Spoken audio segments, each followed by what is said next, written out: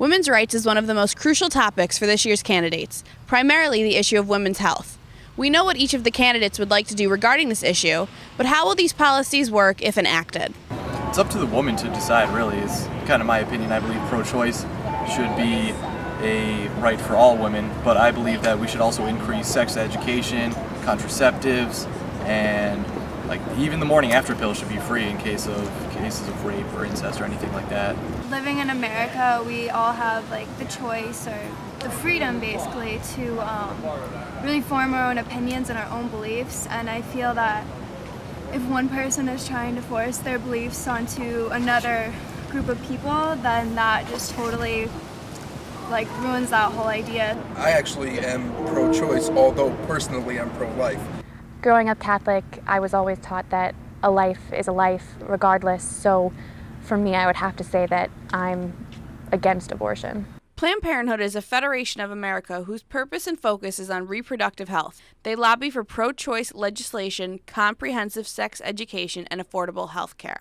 Under the Affordable Care Act, insurance companies will be required to cover birth control. How will this affect women?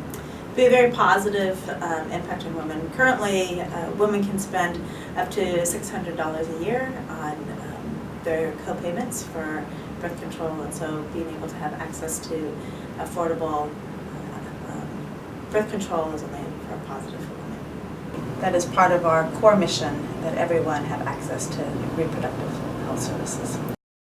My biggest concern with the Affordable Care Act requiring insurance companies to cover birth control would be where it affects religious institutions, religious companies, dioceses, people who are strongly opposed to any form of birth control. The Catholic Church example, how many employees that they hold, and the fact that we're talking about religious liberty, and to say to a religious institution who's opposed to birth control, now federal law mandates that you must provide health care, including birth control, which goes against the teachings and beliefs of your religion. You have a country divided on the issue of life and abortion. It is a very tight race of who will be the next president of the United States.